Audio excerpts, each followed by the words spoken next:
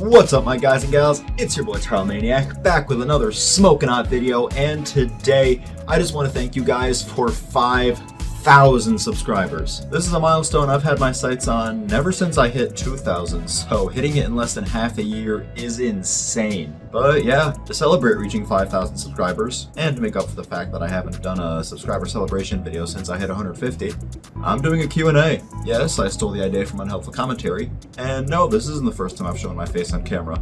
Roll the questions. What will your main type of content be in the future? Well, my friends have been on my ass about recording videos with them, and honestly I kinda like the idea, so expect more of those. I also want to keep at it with my review and theory videos though, as long as I can find new stuff to talk about at least. Why did I make a 3D model of your tie? Don't know. Honestly, I had no idea that you did until you said that. But it does look pretty damn good, so everybody go check out this guy's work.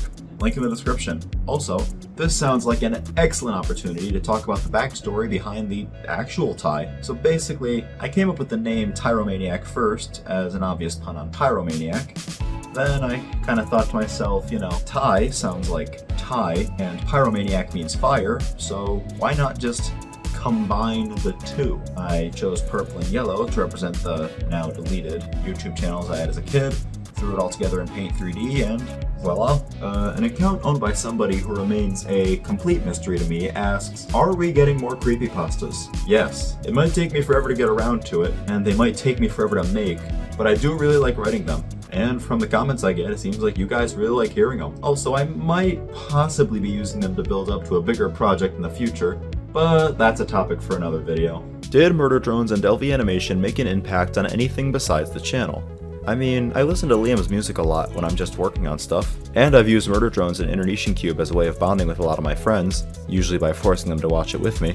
And I'm sure going down the SSTWL rabbit hole put a dent in my psyche somewhere.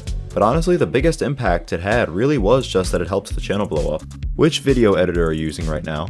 Right now I'm using Vegas Movie Studio, 17 Platinum to be exact. It's not perfect, but it does just about everything I want it to. And it's a hell of a lot better than what I was using. If anybody remembers the fossil that is Windows Movie Maker, yeah, that Windows Movie Maker. That's what I was using for the first 2 or so years of this channel. Will you do retrospective content in the future? I'm not against the idea, but at the same time, I don't really know what I do a retrospective of. Also, I'm not entirely sure that I'm actually smart enough to come up with anything of value to say, while at the same time, you could probably say the same thing about my old review videos, huh? This one comes from the poll man himself. If you could change one thing about Murder Drones, what would it be? I will say that while I do like the direction they ended up going in with the show, I've always wondered what it would have been like if they had held off on all the Absolute Silver stuff. Like, instead of having Uzi and N team up to end the whole murder drone versus worker drone conflict in the pilot, imagine if they had stretched it out over the first couple of episodes and used that extra time to flesh out the characters and the world building even more. It also would have given them more time to subtly build up the other plot points like the Absolute Silver, Doll, and Tessa in the background before revealing them later in the season instead of the second and third episodes. I know that everything I just said would take a rewriting of the entire show, but it's something that's always gnawed at the back of my mind ever since episode 2 came out. What games do you play other than Left 4 Dead? I actually don't game as much as I used to, but usually when I do hop online it's to fuck around with a few of my friends. Hearts of Iron 4 and Minecraft are my 2 favorites, but I also really like Jackbox, Phasmophobia, Escape the Backrooms, and other games like that. Funny enough, the only time I really play Left 4 Dead specifically is when I want to make a video out of it. What is your credit card number, the 3 digits on the back, and the expiration month and year? Tell you what, let's make a deal. I'll do a credit card reveal at 6,000 subscribers, if you read out your exact home and IP address. The only way I'm gonna play is if we both lose. Simple as that. Favorite cheese? Sharp cheddar, H doesn't really matter. Do you think Liam will continue Internation Cube a few months after Murder Drones is finished? I mean, based on his track record, cough scary story time with Liam, cough. Not gonna lie, it ain't looking too good for us Cube fans. Why are you gay? 20 bucks changes a man. Also, I'm straight. How do you encourage yourself through times when you feel burned out or lazy? I don't. Peep the upload schedule. I haven't been motivated in months. In all seriousness, I usually motivate myself by thinking of all the things I want and using those to give myself something to work towards. With YouTube, it's reaching another subscriber milestone, for the gym, it's hitting a new PR, and for schoolwork, it's getting it done so I can get to doing things I actually like to do. The reason I stopped uploading the past couple months is because the gradual burnout from, 2.5 years of weekly uploads kinda caught up to me, and I got busy with a bunch of other stuff at the same time, which didn't help. I am feeling better now though, so I do want to start getting back into it, just please be patient. If you could say one thing to Liam Vickers, what would it be? I'd probably just talk with him about his thoughts and feelings on the work he's done over the years, and just kidding, motherfucker, you're either finishing Internation Cube or you're telling me how close I am with my theories. Are you good at Tetris? Honestly, I've never played Tetris before, but it doesn't look that hard. Alright, let's see here.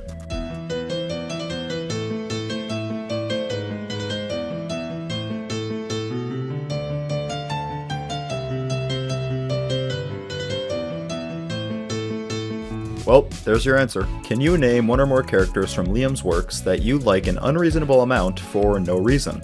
I will not rest until Khan gets the appreciation he deserves. He was all set up to get the learning to be a better father character arc, but the cowards at Glitch Productions were too scared to follow through with it.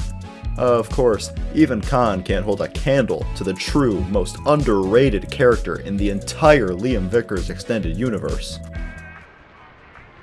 Oh my, I didn't see you come in. Sweetie, you are gorgeous like one of them haunted dolls that steal souls. My ex Humphrey still got my soul, although instead of kooky glowing eyes and porcelain skin, he just had a crippling gambling addiction. Peak. Also Hail Mari. Thoughts on the amazing Digital Circus?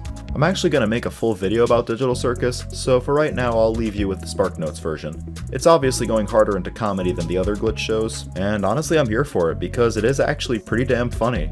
Kane is far and away my favorite character, with Jax being a not too distant second. One is the physical embodiment of chaos, and the other is just an unapologetic dick, but it also looks like both are going to have more going on below the surface. Also, it looks like we're going to get plenty of lore with this one, so obviously I'm looking forward to that. So yeah, so far I really like it. Will there be more SSTWL related content in the future, or are you over it? P.S. Love your creepypastas. Well, first of all, thank you. Glad you guys like the stories I'm writing. As for the other thing, I'm not against making more SSTWL content, I just don't really know what I'd do. None of the ideas I have lined up make a ton of sense, and I also don't want to rewatch all the creepypastas to death for the sake of making videos. That said, if I come up with an idea that I think would genuinely work, then yeah, I'd be down. Have you ever heard of Angazelig? I'm just gonna pretend I pronounced that right, but no, I haven't. I did Google it though, and it does look interesting, so I'll probably check it out at some point.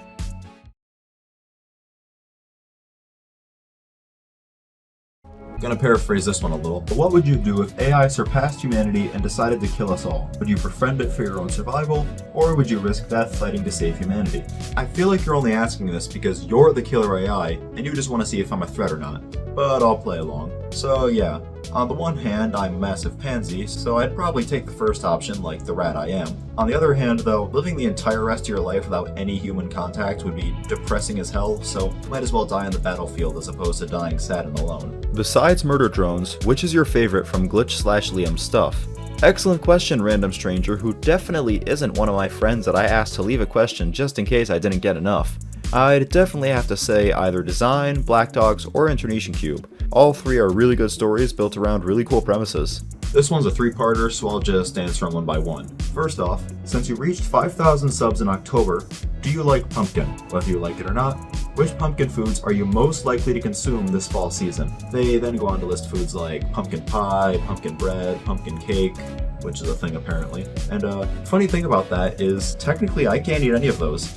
I have this thing called celiac disease, which basically means I can't eat anything made from wheat, barley, or rye, aka gluten. I do like pumpkin seeds though, especially when you bake them in cinnamon and sugar. That shit is peak.